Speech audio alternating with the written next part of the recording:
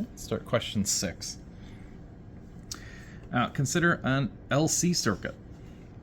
Okay, so we have an LC circuit. The inductor has a value of 500 mini Henry, okay, and a capacitance of 0.1 microfarad. Okay. Question A here is going to say, what is the resonance frequency, W? Okay. So we know resonance frequency from class for part A here. Resonance frequency will be 1 over LC, because those are the only two things that are in the circuit right now. Okay, so we have an oscillator, and that will give us 1 over square root of L.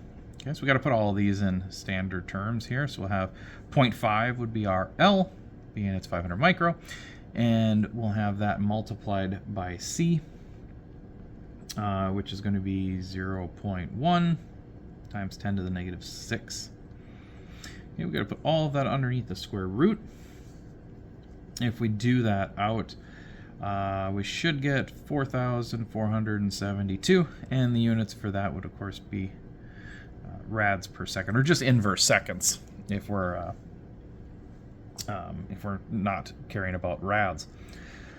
So first part, pretty easy. Part B says if a resistor with some resistance R, 1,000 ohm resistor, is now put into the circuit, what will be the frequency of this new damped circuit? So we don't have a full-on oscillator anymore. We're going to have a damped oscillator. It's going to slow down. So we need to figure out the new frequency. So again, we're going to have W. It's now damped, so we're just going to have a WD. And we know that that equation is square root 1 over LC, where we started from, minus now the damped effect. So it would be R over 2L, and that gets squared. Okay. Plugging that in, let's see what we get here. We'll have a square root of 1 over our value here. So again, we're going to have 0.5 times this 0.1 times 10 to the negative 6. Okay, that's our 1 over LC that we had from up here. And we're going to have to minus off some, because we got to get rid of that, because there's now a resistor in there. And that's going to be the resistance value, which is 1,000. Okay, being divided by 2 times L. So that's 2 times 0.5, or 1. But we're not done yet. That has to be squared. Okay.